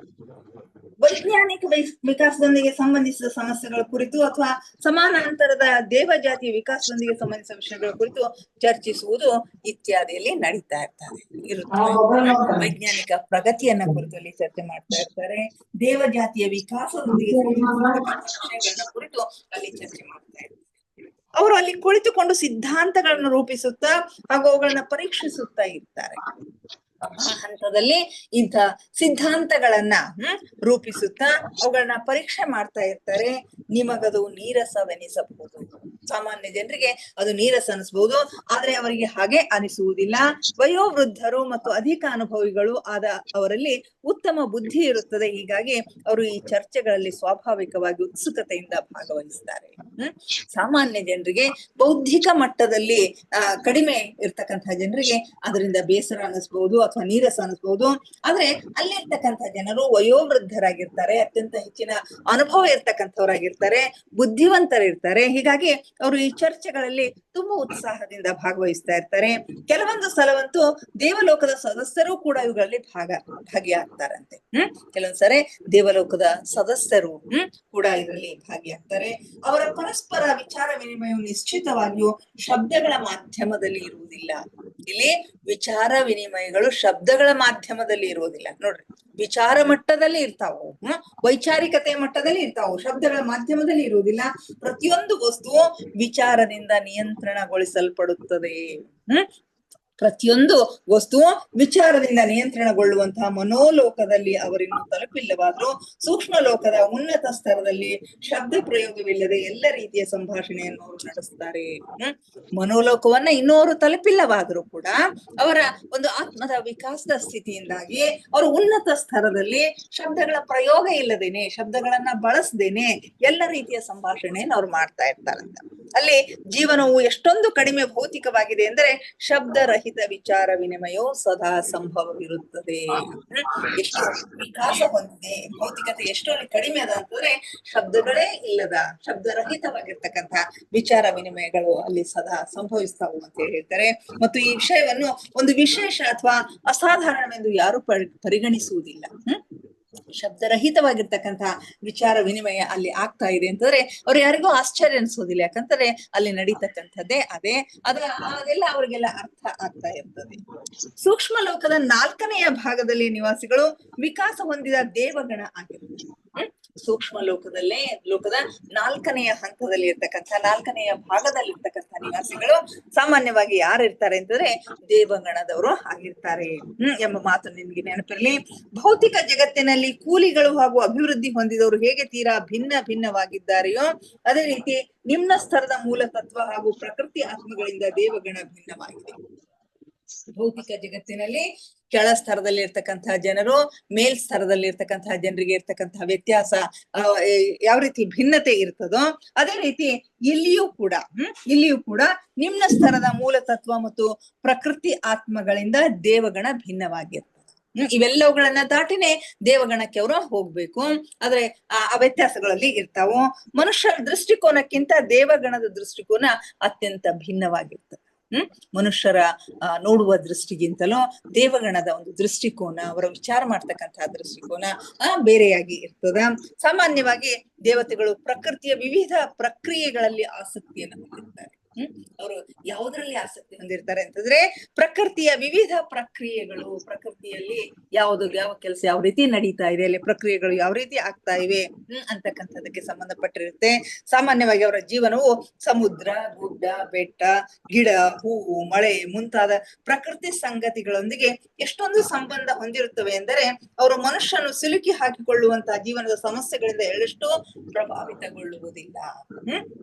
ಅವರ ಸಮಸ್ಯೆಗಳು, ಅವರ ದೃಷ್ಟಿಕೋನ, ಅವರ ವಿಚಾರ ಪ್ರಕೃತಿಗೆ ಸಂಬಂಧಪಟ್ಟ ಹಾಗೇನೆ ಇರ್ತದ. ಪ್ರಕೃತಿಯ ವಿವಿಧ ಪ್ರಕ್ರಿಯೆಗಳಲ್ಲಿ ಅವರಿಗೆ ತುಂಬಾ ಆಸಕ್ತಿ ಇರ್ತದ. ಸಮುದ್ರ, ಗುಡ್ಡ, ಬೆಟ್ಟ, ಗಿಡ, ಹೂವು, ಮಳೆ ಮುಂತಾದ ಸಂಗತಿಗಳಲ್ಲಿ ಅವರು ಹೆಚ್ಚಿನ ಆಸಕ್ತಿಯನ್ನು ಅವರು ಹೊಂದಿರ್ತಾರೆ. ಇನ್ನು ಮನುಷ್ಯ ಸಾಮಾನ್ಯವಾಗಿ ಸಿಲುಕಿ ಹಾಕೊಳ್ತಕ್ಕಂತಹ ಸಮಸ್ಯೆಗಳ ಪರಿವೇನೆ ಅವರಿಗೆ ಇರೋದಿಲ್ಲ. ಅವುಗಳ ಬಗ್ಗೆ ಅವರು ಎಳ್ಳಷ್ಟೋ ಪ್ರಭಾವಿತರಾಗುವುದಿಲ್ಲ. ಆದ್ರೆ ಯಾವಾಗಲಾದರೂ ಮನುಷ್ಯರಿಗೆ ಸಹಾಯ ಬೇಕು ಅಂತಂದಾಗ, ಅವರು ಸಹಾಯವನ್ನ ಅಪೇಕ್ಷಿಸಿದಾಗ, ಸಹಾಯವನ್ನ ಕೇಳಿದಾಗ ಮಾತ್ರ ಅವರು ತಪ್ಪದೆ ಬಂದು ಹಾಜರಾಗಿ ಅವನ ಸಮಸ್ಯೆಗಳ ಪರಿಹಾರಕ್ಕೆ ಸೂಕ್ತ ಸಲಹೆಗಳನ್ನ ಕೊಡ್ತಾರೆ, ಪರಿಹಾರ ಮಾಡ್ತಾರೆ ಅಂತಕ್ಕಂಥ ಸಂಗತಿನ ಹೇಳ್ತಾರೆ. ಯಾವುದೇ ದೇಶದ ಉನ್ನತಿ ಅವನತಿಗಳಿಂದ ಅವರಿಗೆ ಯಾವುದೇ ವ್ಯತ್ಯಾಸ ಆಗೋದಿಲ್ಲ. ದೇಶ ಪ್ರಗತಿ ಹೊಂದಿದೋ ಅಥವಾ ಅದು ಅವನತಿಗೆ ಆಗ್ತಾ ಇದೆಯೋ ಅಂತಕ್ಕಂಥದ್ರ ಬಗ್ಗೆ ಅವ್ರಿಗೆ ವ್ಯತ್ಯಾಸ ಆಗೋದಿಲ್ಲ. ಆದ್ರೆ ವನಸ್ಪತಿ ಜಗತ್ತಿನ ಪ್ರಗತಿಯಿಂದ ನಿಶ್ಚಿತವಾಗಿ ಅವರು ಪ್ರಭಾವಿತರಾಗ್ತಾರೆ. ಯಾವುದೇ ದೇಶದ ಒಂದು ತಾಂತ್ರಿಕ ಪ್ರಗತಿ, ವೈಜ್ಞಾನಿಕ ಪ್ರಗತಿಯ ಬಗ್ಗೆ ಅಥವಾ ಆರ್ಥಿಕ ಪ್ರಗತಿಯ ಬಗ್ಗೆ ಅವರು ಚಿಂತಿತರಾಗೋದಿಲ್ಲ ಅಥವಾ ಪ್ರಭಾವಿತರಾಗೋದಿಲ್ಲ. ಆದ್ರೆ ವನಸ್ಪತಿ ಪ್ರಗತಿ, ಈ ಎನ್ವಿರಾನ್ಮೆಂಟಲ್ ಸೈನ್ಸ್ ಅಂತ ನಾವು ಹೇಳ್ತೀವಲ್ಲ, ಅದರಲ್ಲಿ ಆಗ್ತಕ್ಕಂತಹ ವ್ಯತ್ಯಾಸಗಳು ಪ್ರಕೃತಿಯ ವನಸ್ಪತಿ ಜಗತ್ತಿನ ಪ್ರಗತಿಯಿಂದ ನಿಶ್ಚಿತವಾಗಿ ಅವರು ಪ್ರಭಾವಿತರಾಗ್ತಾರೆ. ಯಾಕಂತಂದ್ರೆ ಅವುಗಳಿಂದಲೇ ಮನುಷ್ಯನಿಗೆ ತನ್ನ ಭೌತಿಕ ಅವಶ್ಯಕತೆಗಳನ್ನ ಪೂರ್ಣಗೊಳಿಸಿಕೊಳ್ಳುವ ಎಲ್ಲ ಸಾಮಗ್ರಿಗಳು ಸಿಗ್ತಾ ಇರ್ತವೆ. ನಮ್ಮ ಭೌತಿಕ ಅವಶ್ಯಕತೆಗಳು ಪೂರ್ಣಗೊಳಿಸ್ಕೊಳ್ತಕ್ಕಂಥದ್ದು ನಮ್ಮ ಅರಣ್ಯ ಸಂಪತ್ತಿನಿಂದ, ನಮ್ಮ ವನಸ್ಪತಿ ಸಂಪತ್ತಿನಿಂದ ಅಂತಕ್ಕಂಥದ್ದು. ಹೀಗಾಗಿ ಅವುಗಳಿಗೆ ಸಂಬಂಧಿಸಿದ ಸಂಶೋಧನಾ ಕಾರ್ಯಗಳಲ್ಲಿ ಇವರಿಗೆ ಬಹಳ ಆಸಕ್ತಿ ಇರ್ತದೆ. ಈ ವನಸ್ಪತಿಗೆ ಸಂಬಂಧಪಟ್ಟ ಹಾಗೆ, ಗಿಡ ಮರಗಳಿಗೆ ಸಂಬಂಧಪಟ್ಟ ಹಾಗೆ ಆ ಸಂಶೋಧನೆಗಳನ್ನ ಕೈಗೊಳ್ಳೋದು ಇವರಿಗೆ ತುಂಬಾ ಆಸಕ್ತಿದಾಯಕವಾಗಿರ್ತಕ್ಕಂಥ ವಿಷಯ. ಪ್ರತಿಯೊಂದು ಗಿಡ, ಬಳ್ಳಿ ಹಾಗೂ ಹೂಗಳಿಗೂ ಒಬ್ಬೊಬ್ಬರು ನಿರ್ವಾಹಕರು ಇರ್ತಾರಂತೆ ನೋಡ್ರಿ. ಪ್ರತಿಯೊಂದು ಗಿಡ, ಬಳ್ಳಿ ಹಾಗೂ ಹೂಗಳಿಗೂ ಒಬ್ಬೊಬ್ಬ ನಿರ್ವಾಹಕರು ಇರ್ತಾರೆ. ಈ ನಿರ್ವಾಹಕರ ಕೈ ಕೆಳಗೆ ಸಾವಿರಾರು ಸಹಾಯಕರು ಕಾರ್ಯ ನಿರ್ಮಿಸ್ತಾ ಇರ್ತಾರಂತೆ. ಯಾವ ರೀತಿ ತನ್ನಷ್ಟಕ್ಕೆ ತಾನೇ ಬೆಳೀತದ, ಅರಣ್ಯ ತನ್ನಷ್ಟಕ್ಕೆ ತಾನೇ ಬೆಳೀತದ ಅಂತ ಹೇಳಿ ನಾವು ಅನ್ಕೊಂಡಿರ್ತೀವಿ. ಆದ್ರೆ ಹಾಗಿಲ್ಲ. ಕಣ್ಣಿಗೆ ಕಾಣದ ರೀತಿಯಲ್ಲಿ ಈ ಎಲ್ಲ ಶಕ್ತಿಗಳು ಅಲ್ಲಿ ಕೆಲಸ ಮಾಡ್ತವೆ ಅಂತಕ್ಕಂಥ ಸಂಗತಿ ನಮಗೀಗ ಅರ್ಥ ಆಗ್ತಾ ಇದೆ. ಅನೇಕ ಪ್ರತಿಯೊಂದು ಗಿಡ, ಬಳ್ಳಿ, ಹೂಗಳಿಗೆ ಒಬ್ಬೊಬ್ಬ ನಿರ್ವಾಹಕರು ಇರ್ತಾರೆ. ಆ ನಿರ್ವಾಹಕರ ಕೆಳಗೆ ಸಾಕಷ್ಟು ಸಾವಿರಾರು ಸಂಖ್ಯೆಯಲ್ಲಿ ಸಹಾಯಕರು ಕೆಲಸ ಮಾಡ್ತಾ ಇರ್ತಾರೆ. ಹಾಗೂ ಪ್ರತಿಯೊಬ್ಬರದು ಒಂದೊಂದು ಕೆಲಸ ಇರುತ್ತೆ. ಅಲ್ಲಿ ಪ್ರತಿಯೊಬ್ಬರದು ಒಂದೊಂದು ಕೆಲಸ. ನಾಗರಿಕತೆಯ ಹೆಸರಿನಲ್ಲಿ ಮನುಷ್ಯರೆಲ್ಲ ಅತಿಕ್ರಮಣ ಮಾಡಿ ಮರಗಳನ್ನೆಲ್ಲ ಕಡಿದು ಹಾಕುತ್ತಾರೆ. ನಾಗರಿಕತೆ ಬೆಳೆದ ಹಾಗೆ, ದೇಶಗಳು ಪ್ರಗತಿಯಾದ ಹಾಗೆ ಮನುಷ್ಯ ಪ್ರಕೃತಿ ಆಧುನಿಕತೆಯ ಹೆಸರಿನಲ್ಲಿ ಗಿಡಗಳನ್ನೆಲ್ಲ ಕಡಿದು ಹಾಕ್ತಾ ಇರ್ತಾನೆ. ಆಗ ದೇವ ಜಾತಿಯ ಜನರು ನಷ್ಟವಾದ ಆ ಜಾಗದಲ್ಲಿ ಹೊಸ ಗಿಡಗಳನ್ನ ನೆಡ್ತಕ್ಕಂಥ ಕೆಲಸ ಮಾಡ್ತಾರಂತೆ. ದೇವಜಾತಿಯ ಜನರು ಈ ಹೊಸ ಗಿಡಗಳನ್ನ ನೆಡುವ ಒಂದು ಕೆಲಸವನ್ನು ಮಾಡ್ತಾರೆ. ಕೃತಕ ಮಳೆ ತರಿಸುವಂತ ಎಷ್ಟೋ ಆಧುನಿಕ ವಿಜ್ಞಾನದ ಪ್ರಯೋಗಗಳು ಜರುಗುತ್ತಾ ಇರುತ್ತವೆ. ಇಂಥವುಗಳಲ್ಲಿ ಅವರಿಗೂ ಕೂಡ ಆಸಕ್ತಿ ಇರ್ತದಂತ. ಕೃತಕವಾಗಿ ಮಳೆಯನ್ನ ತರಿಸೋದು ಇದು ವಿಜ್ಞಾನದ ಕೆಲಸ, ವಿಜ್ಞಾನಿಗಳ ಕೆಲಸ ಅಂತ ಹೇಳ್ತೀವಿ. ಇಂಥ ಕೆಲಸಗಳಲ್ಲಿಯೂ ಕೂಡ ಅವ್ರಿಗೆ ಆಸಕ್ತಿ ಇರ್ತದ ಅಂತ ಹೇಳ್ತಾರೆ. ಹಾಗೂ ತಮ್ಮದೇ ಆದ ವಿಧಾನಗಳಿಂದ ಮನುಷ್ಯರನ್ನು ಪ್ರಭಾವಿತಗೊಳಿಸ್ತಕ್ಕಂಥ ಒಂದು ಕೆಲಸವನ್ನು ಅವರು ಮಾಡ್ತಾ ಇರ್ತಾರೆ. ಇನ್ನು ಬಣ್ಣಗಳ ಮಾಧ್ಯಮದಿಂದ ದೇವಜಾತಿಯ ಅಭಿವ್ಯಕ್ತಿಯಾಗುತ್ತಿರುತ್ತದೆ. ಬಣ್ಣಗಳ ಮಾಧ್ಯಮದಿಂದ ದೇವಜಾತಿಯ ಅಭಿವ್ಯಕ್ತಿ, ದೇವಜಾತಿ ಅಂತ ನಾವು ಗುರುತಿಸ್ತಾ ಇರ್ತೀವಿ. ತೋಟಗಾರಿಕೆಯಲ್ಲಿ ಹವ್ಯಾಸ ಹೊಂದಿದವರು ಸೂಕ್ಷ್ಮ ಲೋಕದ 3ನೆಯ ಹಾಗೂ 4ನೆಯ ವಲಯದಲ್ಲಿ ದೇವತೆಗಳ ಮೂಲಕ ಪ್ರಾಪ್ತವಾದ ಶ್ರೇಷ್ಠ ಪರಿಣಾಮಗಳನ್ನು ನೋಡುತ್ತಿರುತ್ತಾರೆ. ಸೂಕ್ಷ್ಮ ಲೋಕದ 3 ಮತ್ತು 4ನೆಯ ವಲಯಗಳಲ್ಲಿ ಇರ್ತಕ್ಕಂಥ ಜನರು, ಆತ್ಮಗಳು ದೇವತೆಗಳ ಮೂಲಕ ಪ್ರಾಪ್ತವಾಗಿರ್ತಕ್ಕಂತಹ ಒಂದು ಶ್ರೇಷ್ಠವಾಗಿರ್ತಕ್ಕಂಥ ಒಂದು ಪರಿಣಾಮವನ್ನು ನೋಡ್ತಾ ಇರ್ತಾರೆ. ಯಾವ ರೀತಿ ಭೂಮಿಯ ಮೇಲೆ ಕೃಷಿ ವಿಜ್ಞಾನಿಯೊಬ್ಬ ತನ್ನ ಜ್ಞಾನದಿಂದ ಹೊಸ ಕಸಿಯನ್ನು ಹಾಗೂ ಪರಾಗಸ್ಪರ್ಶಗಳ ಪ್ರಯೋಗ ಮಾಡುವುದರಿಂದ ಬೇರೆ ಬೇರೆ ಬಣ್ಣದ ಹೂಗಳನ್ನು ಬೆಳೆಸುತ್ತಾನೆಯೋ, ಅದೇ ರೀತಿ ದೇವತೆಗಳು ಕೂಡ ಅದೇ ಕ್ಷೇತ್ರದಲ್ಲಿ ಹೊಸ ಹೊಸ ಪ್ರಯೋಗಗಳನ್ನು ಮಾಡ್ತಾ ಇರ್ತಾರೆ. ಯಾವ ರೀತಿ ಭೂಮಿಯ ಮೇಲೆ ಕೃಷಿ ವಿಜ್ಞಾನಿ ಒಬ್ಬ, ರೈತ ವಿಜ್ಞಾನಿ ಒಬ್ಬ ಯಾವ ರೀತಿ ಹೊಸ ಹೊಸ ಕಸಿಯನ್ನ ಮಾಡಿ ಪರಾಗಸ್ಪರ್ಶವನ್ನ ಮಾಡೋದ್ರ ಮುಖಾಂತರ, ಹೊಸ ಹೊಸ ಪ್ರಯೋಗಗಳನ್ನ ಮಾಡೋದ್ರ ಮುಖಾಂತರ ಬೇರೆ ಬೇರೆ ಬಣ್ಣದ ಹೂಗಳನ್ನ ಬೆಳೆಸ್ತಾ ಇರ್ತಾನೋ, ಅದೇ ರೀತಿ ದೇವತೆಗಳು ಕೂಡ ಆ ಕ್ಷೇತ್ರದಲ್ಲಿ ಹೊಸ ಹೊಸ ಪ್ರಯೋಗಗಳನ್ನ ಮಾಡ್ತಾ ಇರ್ತಾರೆ. ಹಾಗೆ ನೋಡಿದ್ರೆ ಇವರು ಈ ಕ್ಷೇತ್ರದಲ್ಲಿ ಮನುಷ್ಯರಿಗಿಂತ ಹೆಚ್ಚಿನ ತಿಳುವಳಿಕೆಯನ್ನ ಹೊಂದಿದವರಾಗಿದ್ದಾರೆ. ದೇವತೆಗಳು ಆ ದೇವಲೋಕದ ದೇವದೂತರು ಅಂತ ನಾವೇನ್ ಹೇಳ್ತೀವಲ್ಲ, ಅವರು ಮನುಷ್ಯರಿಗಿಂತ ಹೆಚ್ಚಿನ ಒಂದು ಜ್ಞಾನವನ್ನ ಈ ಒಂದು ಕೃಷಿ ವಲಯದಲ್ಲಿ, ಬಣ್ಣದ ವಲಯಗಳಲ್ಲಿ, ಹೂ ಗಿಡಗಳ ವಲಯದಲ್ಲಿ ಅವರು ಹೊಂದಿದ್ದಾರೆ. ಮತ್ತು ಪ್ರಕೃತಿಗೆ ತುಂಬಾ ಸಮೀಪವಾಗಿ ಅವರು ಇರ್ತಾರೆ. ಅದರಿಂದ ಅವರಿಗೆ ಇನ್ನೂ ಉತ್ತಮವಾದ ಪರಿಣಾಮಗಳು ದೊರೆಯುತ್ತಿರ್ತವೆ. ದೇವ ಸಾಮ್ರಾಜ್ಯದಿಂದ ಸೃಷ್ಟಿಸಲ್ಪಟ್ಟ ಅಲ್ಲಿಯ ಹೂಗಳ ಸೌಂದರ್ಯವನ್ನು ವರ್ಣಿಸುವುದು ಸಾಧ್ಯವಿಲ್ಲ. ದೇವಲೋಕದಲ್ಲಿ ಇರ್ತಕ್ಕಂಥ ದೇವ ಸಾಮ್ರಾಜ್ಯದಿಂದ ಸೃಷ್ಟಿಸಲ್ಪಟ್ಟಿರ್ತಕ್ಕಂತಹ ಹೂಗಳ ಸೌಂದರ್ಯವನ್ನ ಮಾನವನ ಶಬ್ದಗಳಿಂದ ನಾವು ವರ್ಣಿಸ್ಲಿಕ್ಕೆ ಸಾಧ್ಯ ಇಲ್ಲ. ಏಕೆಂದ್ರೆ ಅಲ್ಲಿಯ ಹೂಗಳಲ್ಲಿ ಎಷ್ಟೋ 100 ಬಣ್ಣಗಳು ನಮ್ಗೆ ಕಾಣಿಸ್ತಾವು. ಆದ್ರೆ ನಮ್ಮ ಹತ್ತಿರ ಕೆಲವೇ ಡಜನ್ ಬಣ್ಣಗಳಿವೆ. ನಮ್ಮ ಬಳಿ ಕೆಲವೇ ಡಜನ್ಗಳು ಬಣ್ಣಗಳಿದ್ರೆ ಅಲ್ಲಿ 100 ಸಾವಿರಾರು ಸಂಖ್ಯೆಯಲ್ಲಿ ಬಣ್ಣಗಳಿರ್ತವೆ. ಇಲ್ಲಿ ನಾವು ಕೇವಲ ಇಷ್ಟೇ ಬಣ್ಣಗಳ ಹೆಸರುಗಳನ್ನು ಬಲ್ಲೆವು. ಆದ್ರೆ ಕೆಂಪು, ನೀಲಿ ಹಾಗೂ ನೇರಳೆ ಬಣ್ಣಗಳ ಅತ್ಯಲ್ಪ ವ್ಯತ್ಯಾಸಕ್ಕೆ ನಮ್ಮಲ್ಲಿ ಹೆಸರುಗಳು ಇಲ್ಲ. ಕೆಲವು ಹೆಸರುಗಳಿವೆ. ಅವುಗಳಲ್ಲೇ ಸ್ವಲ್ಪ ಬದಲಾವಣೆ ಆದ್ರೂ ಕೂಡ ಅತ್ಯಲ್ಪ ಬದಲಾವಣೆ ಆಗ್ತಕ್ಕಂತ ಹೂಗಳಿಗೆ, ಬಣ್ಣಗಳಿಗೆ ನಮ್ಮಲ್ಲಿ ಹೆಸರು ಇಲ್ಲ. ಅದರಲ್ಲಿ ಸಾವಿರಾರು ಸಂಖ್ಯೆಯಲ್ಲಿ ಬಣ್ಣಗಳು ನಮ್ಗೆ ಕಾಣ್ತವೆ ಅಂತ ಹೇಳ್ತಾರೆ. ಆ ಬಣ್ಣಗಳನ್ನ ಮಾನವನ ಶಬ್ದಗಳಲ್ಲಿ ವರ್ಣಿಸ್ಲಿಕ್ಕೆ ಸಾಧ್ಯ ಇಲ್ಲ. ದೇವಜಾತಿಯ ಜನರು ವಿಭಿನ್ನ ಸ್ತರಗಳಲ್ಲಿ ಅಭಿವ್ಯಕ್ತಿ ಮಾಡುತ್ತಾರೆ. ಆದ್ದರಿಂದ ಜೀವನದ ಚಟುವಟಿಕೆಗಳು ಪ್ರಭಾವಿತಗೊಳ್ಳುತ್ತವೆ. ಸಾಮಾನ್ಯವಾಗಿ ನಾವು ಒಂದು ಸರಿಯಾದ ವಾತಾವರಣ ನಿರ್ಮಿಸುವ ಕುರಿತು ಮಾತನಾಡುತ್ತಿರುತ್ತೇವೆ. ಜನರನ್ನು ಸಾಮಂಜಸ್ಯಪೂರ್ಣ ಮನಸ್ಥಿತಿಯಲ್ಲಿ ತರುವುದೇ ಇದರ ಉದ್ದೇಶವಾಗಿರುತ್ತದೆ. ದೇವ ಜಾತಿಯ ಜನರು ವಿಭಿನ್ನ ಸ್ತರಗಳಲ್ಲಿ ಅಭಿವ್ಯಕ್ತಿಯನ್ನ ಮಾಡ್ತಾ ಇರ್ತಾರೆ. ವಿಭಿನ್ನ ಸ್ತರಗಳಲ್ಲಿ ತಮ್ಮ ಒಂದು ವಿಚಾರಗಳನ್ನ ಅವರು ವ್ಯಕ್ತಪಡಿಸ್ತಾ ಇರ್ತಾರೆ. ಅದರಿಂದ ಜೀವನದ ಚಟುವಟಿಕೆಗಳು ಬಹಳಷ್ಟು ಅದರಿಂದ ಪ್ರಭಾವಿತ ಆಗ್ತವೆ ಅಂತ ಹೇಳ್ತಾರೆ. ಸಾಮಾನ್ಯವಾಗಿ ನಾವು ಒಂದು ಸರಿಯಾದ ವಾತಾವರಣ ನಿರ್ಮಿಸುವ ಕುರಿತು ಮಾತನಾಡುತ್ತಿದ್ದರೆ ಜನರನ್ನು ಸಾಮಂಜಸ್ಯಪೂರ್ಣ ಮನಸ್ಥಿತಿಯಲ್ಲಿ ತರುವುದೇ ಇದರ ಉದ್ದೇಶವಾಗಿರ್ತದ. ದೇವ ಜಾತಿಯ ಜನರು ತಮ್ಮನ್ನು ವಿಕಸಿತ ರೂಪದಲ್ಲಿ ಪ್ರಸ್ತುತಪಡಿಸಿಕೊಳ್ಳುತ್ತಾರೆ. ಈ ಜನರು ಯಾವಾಗ್ಲೂ ತಮ್ಮನ್ನು ವಿಕಸಿತ ರೂಪದಲ್ಲಿ, ಅತ್ಯಂತ ವಿಕಾಸ ಹೊಂದಿದ ಒಂದು ರೂಪದಲ್ಲಿ ಪ್ರಸ್ತುತಪಡಿಸ್ಲಿಕ್ಕೆ ಇಚ್ಛಿಸ್ತಾ ಇರ್ತಾರೆ. ಇದನ್ನು ಅವರ ಸಂಗೀತದಲ್ಲಿ ನಾವು ಕಾಣಬಹುದು. ಅದನ್ನ ಅವರ ಒಂದು ಪ್ರಸ್ತುತಿಯನ್ನ ಅವರ ಸಂಗೀತದಲ್ಲಿ ನಾವು ಕಾಣಬಹುದು. ಅರಣ್ಯಗಳಲ್ಲಿ ಅಥವಾ ಪರ್ವತಗಳ ಕಂದರಗಳಲ್ಲಿ ಇವರು ದೊಡ್ಡ ಸಂಖ್ಯೆಯಲ್ಲಿ ಸೇರಿ ದುರ್ಲಭ ಸುಮಧುರ ಕಂಠ ಹಾಗೂ ವಾದ್ಯಯಂತ್ರಗಳಿಂದ ಸುಮಧುರವಾದ ಸ್ವರವನ್ನು ಹೊರಡಿಸುತ್ತಾರೆ. ಇವರ ಅಭಿವ್ಯಕ್ತಿ ಹೇಗೆ ನಮಗೆ ಕಾಣಿಸುತ್ತದೆ, ಹೇಗೆ ನಮಗೆ ವ್ಯಕ್ತ ಆಗ್ತದೆ ಅಂದ್ರೆ ಸಂಗೀತದ ರೂಪದಲ್ಲಿ. ದೊಡ್ಡ ಸಂಖ್ಯೆಯಲ್ಲಿ ಇವರು ಸೇರಿ ದುರ್ಲಭವಾಗಿರ್ತಕ್ಕಂಥ ಸುಮಧುರ ಕಂಠದಿಂದ ಹಾಗೂ ವಾದ್ಯ ಯಂತ್ರಗಳಿಂದ ಸುಮಧುರವಾಗಿರ್ತಕ್ಕಂಥ ಒಂದು ಸ್ವರವನ್ನ ಅವರು ಹೊರಡಿಸ್ತಾ ಇರ್ತಾರೆ. ಅದು ಕೂಡ ಸಾಮಂಜಸ್ಯಪೂರ್ಣವಾಗಿ ಮನುಷ್ಯನಿಗಿಂತ ಅವರ ಸ್ವರವು ತುಂಬಾ ತಾರಕವಾಗಿದ್ದರೂ ಕಿವಿಗೆ ತುಂಬಾ ಇಂಪಾಗಿರುತ್ತೆ. ಮನುಷ್ಯರಿಗಿಂತ ಹೆಚ್ಚು ತಾರಕಕ್ಕೆ ಏರಿರ್ತದೆ, ಹೆಚ್ಚು ಜೋರಾಗಿರ್ತಕ್ಕಂಥ ಧ್ವನಿಯಾಗಿದ್ರು ಕೂಡ ಅದು ತುಂಬಾ ಇಂಪಾಗಿರ್ತಕ್ಕಂಥ ಧ್ವನಿಯಾಗಿರ್ತದ. ಅವರ ಸಂಗೀತದಲ್ಲಿ ಶಬ್ದಗಳಿರುವುದಿಲ್ಲ. ನಾವು ಶಬ್ದಗಳ ಮೇಲೆ ಆಧಾರಿತ ಸಂಗೀತದ ಪ್ರಯೋಗ ಮಾಡ್ತೀವಿ. ಒಂದು ಸ್ವರವನ್ನು ಪ್ರಸ್ತುತಗೊಳಿಸುತ್ತಿರುವಾಗ ಮುಖ್ಯ ಗಾಯಕ ವೃಂದವು ಮೌನವಾಗಿ ದೂರದಲ್ಲಿರುತ್ತದೆ ಹಾಗೂ ಮುಖ್ಯ ಗಾಯಕನು ಎತ್ತರವಾದ ಗಿಡದ ಮೇಲೆ ಇದ್ದುಕೊಂಡು ಅತ್ಯಂತ ಸುಮಧುರವಾದ ಸಂಗೀತವನ್ನು ನುಡಿಸ್ತಾ ಇರ್ತಾನೆ. ಇವರು ತಮ್ಮ ಪಾಂಡಿತ್ಯವನ್ನ, ತಮ್ಮ ವಿಕಸಿತ ರೂಪವನ್ನ ಸಂಗೀತದ ರೂಪದಲ್ಲಿ ಪ್ರಸ್ತುತಪಡಿಸ್ಲಿಕ್ಕೆ ಅವರು ಪ್ರಯತ್ನ ಮಾಡ್ತಾ ಇರ್ತಾರೆ. ಆ ಮಧುರ ಗಾನವನ್ನು ಕೇಳಿದವರಿಗೆ ಅದನ್ನು ವರ್ಣಿಸಿ ಹೇಳುವುದು ಸಾಧ್ಯವೇ ಇಲ್ಲ. ಅದನ್ನ ಅನುಭವಿಸಿ ಮಾತ್ರ ಹೇಳಲಿಕ್ಕೆ ಸಾಧ್ಯ ಇದೆ, ಆದ್ರೆ ವರ್ಣಿಸಿ ಹೇಳಲಿಕ್ಕೆ ಸಾಧ್ಯ ಇಲ್ಲ. ಅದು ಅಷ್ಟೊಂದು ಶ್ರೇಷ್ಠ ಸ್ಥಾಯಿಯಲ್ಲಿರ್ತಕ್ಕಂಥ ಸಂಗೀತ ಆಗ್ಯದ. ಮನುಷ್ಯ ಜಾತಿಯ ಮೇಲೆ ಸಂಗೀತದ ಪ್ರಭಾವ ಬೀರ್ತದ. ಬಹುಶಃ ಇದು ಅವರ ಶಾಂತಿ ಹಾಗೂ ಸದ್ಭಾವನೆಯನ್ನು ಹರಡುವ ರೀತಿಯಾಗಿದೆ. ಇದು ದೇವ ಜಾತಿಯ ಶಾಂತಿ ಹಾಗೂ ಸದ್ಭಾವನೆಯನ್ನ ಎಲ್ಲ ಜನರಲ್ಲಿ ಹರಡ್ತಕ್ಕಂಥ ಒಂದು ರೀತಿಯಾಗಿದೆ. ಯಾಕಂದ್ರೆ ಆಧುನಿಕ ಯುದ್ಧಗಳು ಸಂಭವಿಸಲು ಕಾರಣವಾದಂತಹ ಭೂಮಿಯ ತುಂಬಾ ಹರಡಿರುವ ಮತಭೇದಗಳನ್ನು ಅವರು ಅವರ ಅರ್ಥವನ್ನು ಮಾಡಿಕೊಳ್ಳಲಾರ ಸಾಮಾನ್ಯವಾಗಿ ತಮ್ಮ ಶಾಂತಿ ಮತ್ತು ಸದ್ಭಾವನೆ ಹರಡ್ತಕ್ಕಂತಹ ರೀತಿ ಹೇಳ್ತಾರೆ.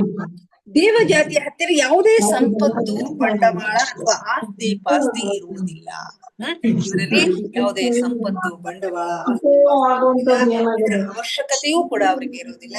ಪ್ರಕೃತಿ ಆತ್ಮಗಳಾದ ಕ್ಷಣದಿಂದಲೇ ಅವರಿಗೆ ಹಣ ಗಳಿಸುವ ಅವಶ್ಯಕತೆ ಇಲ್ಲ ಹಾಗೂ ಅದರ ಚಿಂತೆಯೂ ಇಲ್ಲ. ಈ ವಿಷಯವಾಗಿ ಅವರು ಮನುಷ್ಯರಿಗಿಂತ ಹೆಚ್ಚು ಭಾಗ್ಯಶಾಲಿಗಳಾಗಿದ್ದಾರೆ ಅಂತ ಹೇಳ್ತಾರೆ. ದೇವತೆಗಳಿಗೆ ಯಾವುದೇ ಸಂಪತ್ತಿನ ಅವಶ್ಯಕತೆ ಇಲ್ಲ, ಬಂಡವಾಳದ ಅವಶ್ಯಕತೆ ಇಲ್ಲ, ಆಸ್ತಿಪಾಸ್ತಿಯ ಈ ವಿಷಯದಲ್ಲಿ ಅವರು ಮನುಷ್ಯರಿಗಿಂತ ಹೆಚ್ಚು ಭಾಗ್ಯಶಾಲಿಗಳು. ದೇವ ಜಾತಿಯ ಜನರು ನಗುತ್ತಿರುವಂತೆ ನಮಗೆ ಕಾಣುವುದಿಲ್ಲ ಅಥವಾ ಅವರ ಪ್ರಸನ್ನತೆಯನ್ನು ನಾವು ಅರ್ಥ ಮಾಡಿಕೊಳ್ಳುವಂತಹ ಯಾವ ಕ್ರಿಯೆಯನ್ನು ಅವರು ಮಾಡುವುದಿಲ್ಲ. ಆದ್ರೆ ಅವರು ಯಾರಿಗಾದ್ರೂ ಸಹಾಯ ಮಾಡಲು ಅಥವಾ ಅವರೊಂದಿಗೆ ಮಿತ್ರತ್ವ ಬೆಳೆಸಿಕೊಳ್ಳಲು ಸದಾ ತಯಾರಾಗಿರ್ತಾರೆ. ಅವರು ನಗುತ್ತಿರುವುದನ್ನು ನಾವು ಸಾಮಾನ್ಯವಾಗಿ ಕಾಣುವುದಿಲ್ಲ ಅಥವಾ ಅವರ ಪ್ರಸನ್ನತೆ ಇಂದ ಇರ್ತಕ್ಕಂಥದ್ದು ನಮ್ಗೆ ಅರ್ಥ ಮಾಡ್ಕೊಳ್ಳಿಕ್ಕೆ ಸಾಧ್ಯ ಆಗುದಿಲ್ಲ. ಆದ್ರೆ ಯಾರಿಗಾದ್ರೂ ಸಹಾಯ ಮಾಡ್ಲಿಕ್ಕೆ ಅವರು ಬಂದ್ರು ಅಂತಂದ್ರೆ ಅವರೊಂದಿಗೆ ಮಿತ್ರತ್ವ ಬೆಳೆಸ್ಕೊಳ್ಳಿಕ್ಕೆ ಅವರು ಸದಾ ತಯಾರಾಗಿ ಇರ್ತಾರೆ. ಮನುಷ್ಯ ಜಾತಿಯೊಂದಿಗೆ ಸಂಬಂಧವಿಟ್ಟುಕೊಳ್ಳುವುದಕ್ಕೆ ಭೂಕಂಪ ಮುಂತಾದವುಗಳು ಸಂಭವಿಸಿದಂತಹ ಪರಿಸ್ಥಿತಿಯಲ್ಲಿ ಅವರು ಮನುಷ್ಯರಿಗೆ ಸಹಾಯ ಮಾಡ್ಲಿಕ್ಕೆ ಸಿದ್ಧರಾಗಿರ್ತಾರೆ, ಸಹಾಯ ಸಲ್ಲಿಸ್ತಾರೆ ಅಂತ ಹೇಳ್ತಾರೆ. ಪ್ರಕೃತಿಯ ಸಂದರ್ಭದಲ್ಲಿ ಭೂಕಂಪ ಮುಂತಾದ ಪ್ರಾಕೃತಿಕ ವಿಕೋಪಗಳು ಸಂಭವಿಸಿದಂತಹ ಸಂದರ್ಭದಲ್ಲಿ ಅವರು ಸ್ವ ಇಚ್ಛೆಯಿಂದ ಬಂದು ಮಾನವ ಜಾತಿಗೆ ಅವರು ಸಹಾಯವನ್ನು ಮಾಡ್ತಾ ಇರ್ತಾರೆ.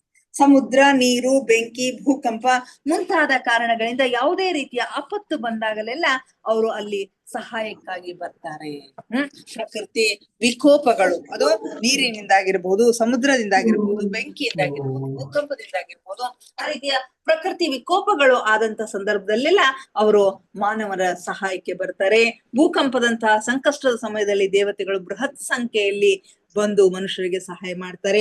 ಅವರೇನು ಮಾಡುತ್ತಾರೆನ್ನುವುದನ್ನು ನಾನಿಂದು ನಿನಗೆ ಹೇಳುವುದಿಲ್ಲ, ಅವರು ಯಾವ ರೀತಿ ಕೆಲಸ ಮಾಡ್ತಾರೆ ಅಂತಕ್ಕಂಥದ್ದು ನಿನಗೆ ಹೇಳುವುದಿಲ್ಲ.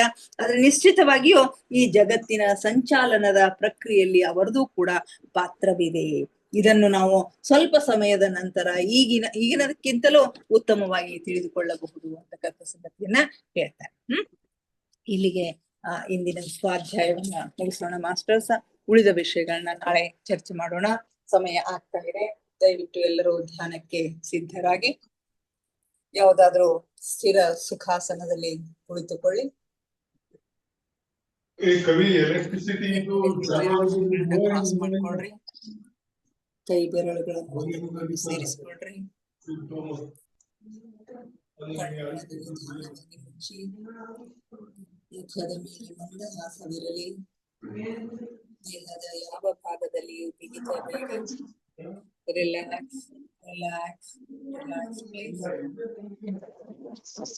ಮೊದಲಿಗೆ ನಮ್ಮೆಲ್ಲರ ಧ್ಯಾನ ಗುರುಗಳಾದ ಪರಮ ಪೂಜ್ಯರಾದ ಬ್ರಹ್ಮರ್ಷಿ ಪಿತಾಮಹ ಡಾಕ್ಟರ್ ಸುಭಾಷ್ ಪತ್ರಿಜಿಯವರ ಚರಣ ಕಮಲಗಳಿಗೆ ವಂದಿಸುತ್ತಾ, ಗುರುಮಾತಾ ಸ್ವರ್ಣಮಾಲ ಅಮ್ಮನವರ ಪಾದ ಕಮಲಗಳಿಗೆ ನಮಿಸುತ್ತಾ, ನಮ್ಮೆಲ್ಲರ ಚೈತನ್ಯ ಶಕ್ತಿಯಲ್ಲಿರ್ತಕ್ಕಂಥ ಭಾವವನ್ನ ನನ್ನ ಪೂರ್ಣದಲ್ಲಿ ಸ್ಮರಿಸುತ್ತಾ, ನನ್ನ ಗುರುಗಳಾದ ತಟದಲ್ಲಿ ಬಾಬಾ ಪಾನು ಬಾಬಾ ಬಾಬಾ ಅವರನ್ನ ನನ್ನ ಮಂದಿರದಲ್ಲಿ ಸ್ಮರಿಸುತ್ತಾ, ನಮ್ಮ ಮಾರ್ಗದರ್ಶಕ ಗುರುಗಳಾದ ಭಕ್ತಿವಂದ ಕೇತಪ್ಪ ಸರ್ ಅವರಿಗೆ ವಂದಿಸುತ್ತಾ, ಅಯ್ಯಪ್ಪ ಪಿಂಡಿ ಸರ್ ಅವರಿಗೆ ವಂದಿಸುತ್ತಾ, ಎಲ್ಲ ಆಸ್ಟ್ರಲ್ ಮಾಸ್ಟರ್ಸ್ ಗಳಿಗೆ, ಪಿರಾಮಿಡ್ ಮಾಸ್ಟರ್ಸ್ ಗಳಿಗೆ ವಂದಿಸುತ್ತಾ, ಸೀತಾ ಮಾತೆ, ಯಶೋಧರಾ ಮಾತೆ, ವಸುಂಧರಾ ಮಾತೆಯರಿಗೆ ವಂದಿಸುತ್ತಾ, ಅವರೆಲ್ಲರ ಚೈತನ್ಯ ಶಕ್ತಿಯೊಂದಿಗೆ ನಮ್ಮ ಚೈತನ್ಯ ಶಕ್ತಿಯನ್ನು ಅನುಸಂಧಾನಗೊಳಿಸುತ್ತಾ ನಾವಿಂದಿನ ಧ್ಯಾನವನ್ನು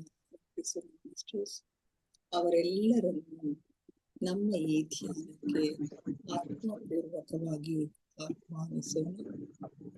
ಅವರೆಲ್ಲರೂ ಜ್ಯೋತಿ ಸ್ವರೂಪದಲ್ಲಿ ಬಂದು ನಮ್ಮ ಜೊತೆ ಕುಳಿತು ಧ್ಯಾನಿಸುತ್ತಿದ್ದಾರೆ ಎಂದು ಭಾವಿಸಿಕೊಳ್ಳುತ್ತಾ ನಾವಿಂದಿನ ಧ್ಯಾನವನ್ನು ಆರಂಭಿಸೋಣ ಮಾಸ್ಟರ್ಸ್.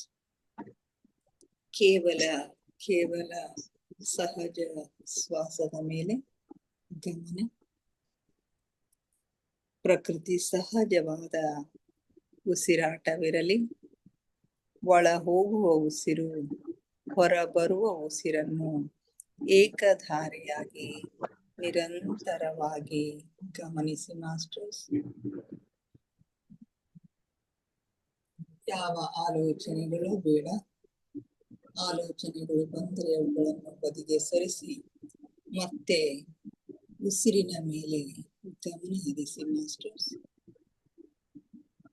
ಯಾವಾಗ ನಿಮ್ಮ ಗಮನ ಸಂಪೂರ್ಣವಾಗಿ ನಿಮ್ಮ ಉಸಿರಾಟದ ಮೇಲೆ ಇರುತ್ತದೆಯೋ ಆಗ ನಿಮ್ಮ ಆಲೋಚನೆಗಳು ಶೂನ್ಯವಾಗುತ್ತವೆ, ಮನಸ್ಸು ಶಾಂತವಾಗುತ್ತದೆ, ಧ್ಯಾನ ಸಿದ್ಧಿಸುತ್ತದೆ.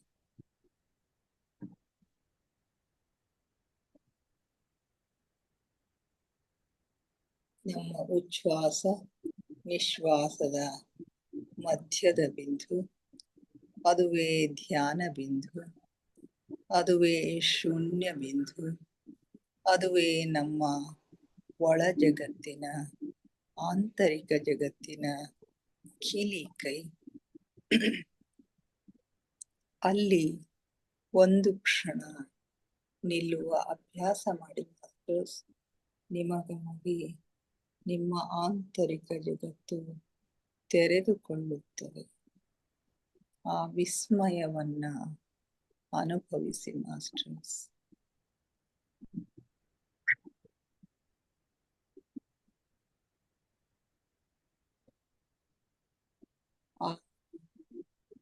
ಆಲಿಸಿ ಸೂಕ್ಷ್ಮ ನಾದಗಳನ್ನು, ಸೂಕ್ಷ್ಮ ಸ್ವರಗಳನ್ನು ಆಲಿಸಿ ಮಾಸ್ಟರ್ಸ್. ದಿನದ 24 ಗಂಟೆ ಸಂಗೀತ ಸೇವೆಗೆ ಇರುತ್ತಿರುವ ಅಧಿರುಂಡೆಗಳನ್ನು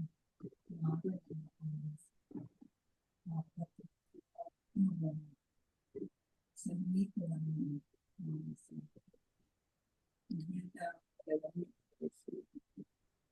ಓಂಕಾರ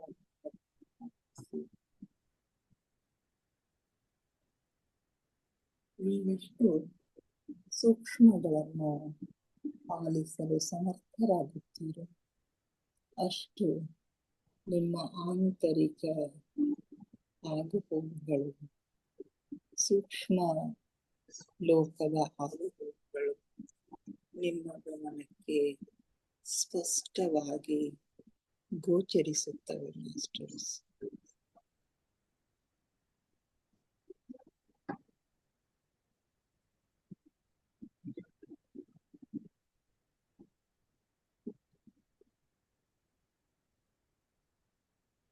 ನಾನು ದೇಹವಲ್ಲ, ನಾನು ಆತ್ಮಸ್ವರೂಪಿ. ನನ್ನ ಉಸಿರೇ ನನ್ನ ಗುರು. ಉಸಿರೆಂಬ ಗುರುವಿನ ಸಹಾಯದಿಂದ ನನ್ನ ಗಮ್ಯದೆಡೆಗೆ, ಅಂತಿಮ ಗುರಿಯೆಡೆಗೆ ನನ್ನ ಪಯಣ ನಿರಂತರವಾಗಿ ಸಾಗುತ್ತಲಿದೆ ಮಾಸ್ಟರ್ಸ್.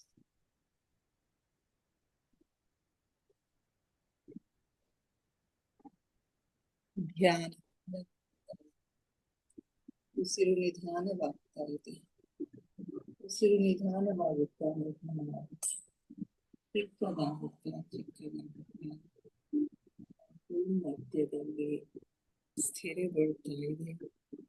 ಅಲ್ಲಿ ನಮ್ಮ ಆಜ್ಞಾ ಚಕ್ರ ಜಾಗೃತವಾಗ್ತಾ ಇದೆ. ಹಲವು ಬಣ್ಣಗಳು, ಹಲವು ವಿಷನ್ಗಳು ನಿಮಗಾಗಿ ತೆರೆದುಕೊಳ್ಳುತ್ತವೆ ಮಾಸ್ಟರ್. ಅವೆಲ್ಲವುಗಳನ್ನು ಗಮನವಿಟ್ಟು ವೀಕ್ಷಿಸಿ. ಏನು ಕಾಣಿಸುತ್ತದೆಯೋ ಅದನ್ನು ಅನುಭವಿಸಿ.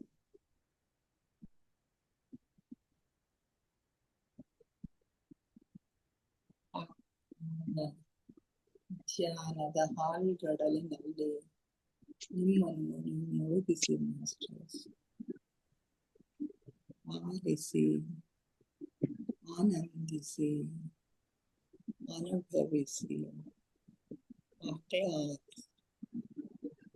ಪರಮಾನಂದವನ್ನು, ಪರಮಾತ್ಮನ ಸಾನ್ನಿಧ್ಯವನ್ನು ಅನುಭವಿಸಿ ಮಾಸ್ಟರ್ಸ್.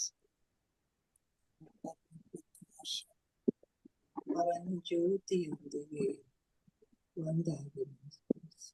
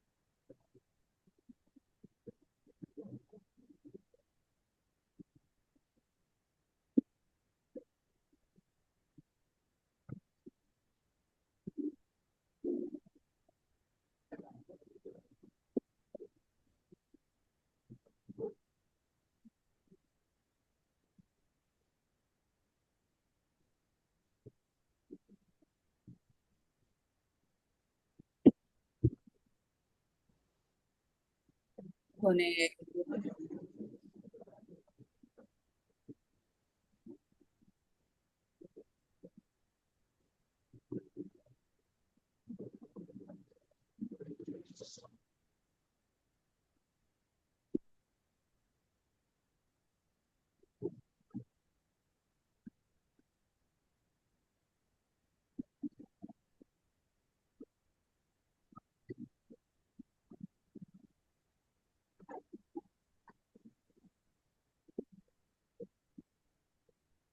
ಕೊನೆಯ 1 ನಿಮಿಷ ನಿಧಾನವಾಗಿ ಧ್ಯಾನದಿಂದ ಹೊರಬರಲು ಪ್ರಯತ್ನಿಸಿ.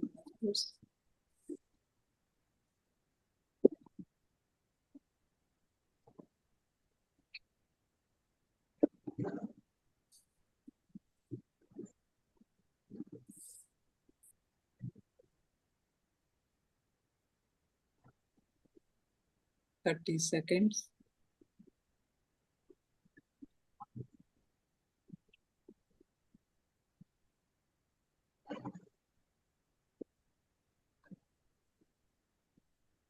Ten seconds.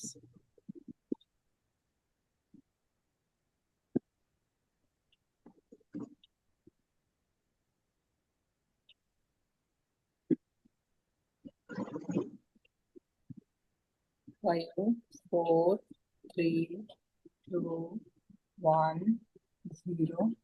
ನಿಧಾನವಾಗಿ ನಿಮ್ಮ ಕೈ ಬೆರಳುಗಳನ್ನ ಬಳಸ್ಕೊಂಡು ಕಣ್ಣಿನ ಮೇಲೆ ಇಟ್ಕೊಳ್ಳಿ ಮಾಸ್ಟರ್ಸ್. 5 seconds. 5, 4, 3, 2, 1, 0. ನಿಧಾನವಾಗಿ ನಿಮ್ಮ ಕಣ್ಣುಗಳ ಮೇಲೆ ಕೈಗಳನ್ನು ಕಣ್ಣುಗಳನ್ನು ನಿಧಾನವಾಗಿ ಓಪನ್ ಮಾಡಿ ಮಾಸ್ಟರ್ಸ್. Thank you everybody.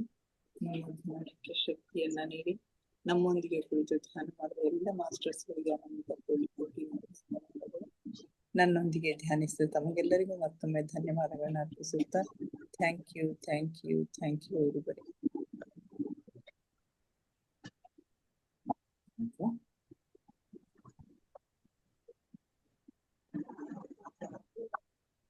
ಯಾರಾದ್ರೂ ಏನಾದ್ರು ಶೇರ್ ಮಾಡ್ಕೊಳ್ತಿದ್ರೆ ಮಾಡ್ಕೊಳ್ರಿ. ಅದೇ ಸ್ವಾಧ್ಯಾಯ ಚಲೋ ಐತ್ರಿ ಮೇಡಮ್. ಚಲೋ ಐತ್ರಿ ನಗು ಬರ್ತದ್ರಿ ಮೇಡಮ್. ಸಭೆ ಸಮಾರಂಭಗಳು ನಡೀತಾವ, ಆಮೇಲೆ ಎಷ್ಟೊಂದು ವಿಚಾರಗಳು ಇದ್ರ ಬಗ್ಗೆ ಚಿಂತನೆ ಮಾಡ್ತಾರ. ಬಟ್ ಶಬ್ದರಹಿತ ಅಂತೀವೆಲ್ಲ ಮಜಾ ಬರ್ತದ್ರಿ ಮೇಡಮ್. ಬರೀ ಭಾವನೆಗಳಿಂದ ಎಕ್ಸ್ಚೇಂಜ್ ಆಗ್ತಿರ್ತಾವ. ಭಾವನೆಗಳಿಂದನೇ ಎಕ್ಸ್ಚೇಂಜ್ ಆಗ್ತಿರ್ತದೆ. ಯಾಕಂದ್ರೆ ಸೂಕ್ಷ್ಮ ಸೂಕ್ಷ್ಮ ಲೋಕದಲ್ಲಿ ಇರ್ತಾರಲ್ರಿ. ಅದೇ ಭಾವನಾ ಲೋಕ, ಕಲ್ಪನಾ ಲೋಕ, ಬ್ರಹ್ಮಲೋಕ ಅಂತಾರಲ್ಲ, ಅಲ್ಲೆಲ್ಲ ಅದರಿಂದ ಭಾವನೆಗಳು ಎಕ್ಸ್ಚೇಂಜ್ ಅವೆಲ್ಲ ನಮಗ ತಿಳಿಪಡಿಸ್ಲಿಕತ್ತಾರ ಅಂದ್ರೆ ಎಷ್ಟು ಥ್ಯಾಂಕ್ಸ್ ಹೇಳ್ಬೇಕು.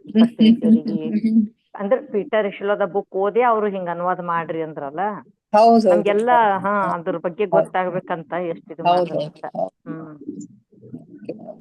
Thank you madam. Sarojini madam ಹೇಳ್ರಿ. ಚೆನ್ನಾಗಿತ್ತು ಮೇಡಮ್, ಸ್ವಾಧ್ಯಾಯ ತುಂಬಾ ಚೆನ್ನಾಗಿತ್ತು. ಹೌದ್ರಿ ಮೇಡಮ್. ವಿಷಯ ತುಂಬಾ ಚೆನ್ನಾಗಿದೆ. ಧ್ಯಾನನೂ ಅಷ್ಟೇ ದೀಪ ಇದೆ. ಧ್ಯಾನನೂ ಅದ್ಭುತವಾಗಿದೆ.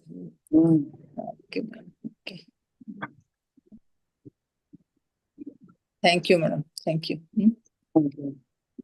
ಮತ್ತೆ ಯಾರು ಶೇರ್ ಮಾಡ್ಕೋತೀರಿ? Vijayalakshmi madam. Hello.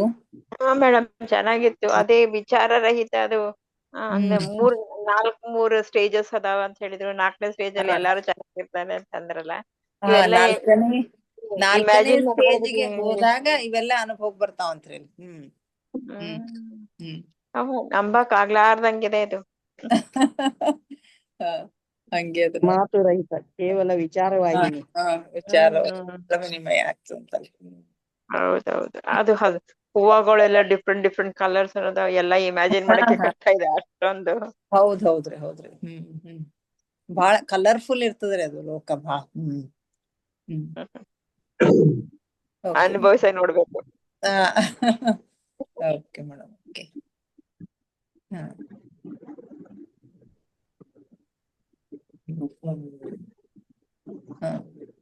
Okay madam. Thank you. ಮತ್ತೆ ಯಾರು ಶೇರ್ ಮಾಡ್ಕೋತೀರಿ? ಗಂಗಾ. ಹಲೋ. ಹೇಳಮ್ಮ. ಹಲೋ ರೇಖಾ. ಹೇಳಮ್ಮ. ಅದೇ ಎಲ್ರು ಅದಂಗೆ ಸ್ವಾಧ್ಯಾಯ ತುಂಬಾ ಚೆನ್ನಾಗಿತ್ತು. ಆಮೇಲೆ ಇದು ಧ್ಯಾನನು ತುಂಬಾ ಎನರ್ಜಿ ಇತ್ತು ಇವತ್ತು. ಎವ್ರಿ ಡೇ ಆಗ್ಲಿಕ್ಕತ್ತದ. ಇವತ್ ಮಧ್ಯಾಹ್ನ ವಿಜಯಲಕ್ಷ್ಮಿ ಮೇಡಮ್ ಶೇರ್ ಮಾಡ್ಕೊಂಡ್ರು. ಮಠ ಮಧ್ಯಾಹ್ನದಾಗ ಇವ್ರೇನ್ ಧ್ಯಾನ ಮಾಡ್ತಾರಪ್ಪ ಅನ್ಸಿತ್ತಂತ ಅವ್ರಿಗೆ. ಅದು ತುಂಬಾ ಚೆನ್ನಾಗಿತ್ತು. ಎಷ್ಟು ಎನರ್ಜಿ ಇತ್ತು. ಓಂಕಾರ ನಾಡೆಲ್ಲ ಬಂತು ಅಂತ ಹೇಳಿ ಕರ್ತಿದ್ರು. ಅದೇ ಈ ಧ್ಯಾನದ್ದು ಇದು ಇರೋದೇ ಅಲ್ಲಿ, ಮಹತ್ವ ಇರೋದೇ ಅಲ್ಲಿ. ಯಾಕಂದ್ರೆ ಯಾವ ಸಮಯನೂ ಬೇಕಾಗಿಲ್ಲ, ಯಾವ ಇದನ್ನು ಬೇಕಾಗಿಲ್ಲ, ಏನೂ ಬೇಕಾಗಿಲ್ಲ. ಯಾವಾಗ ಕೂಡ್ತೀವಿ ಅವಾಗ ಧ್ಯಾನ ನಮಗ್ ಸಿದ್ಧಿ ಆಗ್ಬಿಡ್ತದೆ. ಅದಕ್ಕೆ ನನಗೆ ಆಕ್ಚುಲಿ ಏನ್ ಹೇಳಿದ್ ನಾ ಮನಿಗ್ ಬರ್ಲಿಕ್ಕೆ 8:30 ಆಗ್ಲಕತ್ತದ.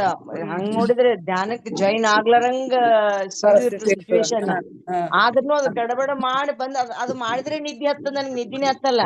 ಹೌದು, ಹಂಗೆ ಆಗ್ತದೆ. ಎಲ್ಲ ಅಲಿವ್ ಮಾಡ್ಕೆ ಮೊದಲ್ ಧ್ಯಾನ ಜಾಯಿನ್ ಆಗಿ ಮಲ್ಕೊಂಡ್ಬಿಡ್ತೀನಿ. ಹೌದು. ಹಂಗೆ ನಿದ್ದೆ ಹತ್ ಬಿಡ್ತದ. ಅದು ಇರ್ಲಿಕ್ಕಂದ್ರ ಒಂಥರ ಏನೋ ಕಳ್ಕೊಂಡಂಗ ಆಗ್ತದ. ಏನೋ ಕಳ್ಕೊಂಡಂಗ ಅನಿಸ್ತದ. Okay okay, thank you. Okay ರೀ, ಥ್ಯಾಂಕ್ ಯು. ಮತ್ತೆ ಯಾರು ಶೇರ್ ಮಾಡ್ಕೋತೀರಿ?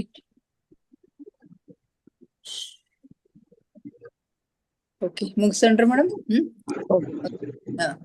ನಾಳೆ ಮತ್ತೆ ಭೇಟಿಯಾಗೋಣ ಇನ್ನೊಂದು ಸ್ವಾಧ್ಯಾಯ ಸತ್ಸಂಗದೊಂದಿಗೆ. ನನಗೆ ಜಾಯಿನ್ ಆಗಿರ್ತಕ್ಕಂಥ ತಮಗೆಲ್ಲರಿಗೂ ಮತ್ತೊಮ್ಮೆ ಧನ್ಯವಾದಗಳನ್ನ ಅರ್ಪಿಸುತ್ತಾ, ಥ್ಯಾಂಕ್ ಯು ಎವ್ರಿಬಡಿ. ಧನ್ಯವಾದಗಳು.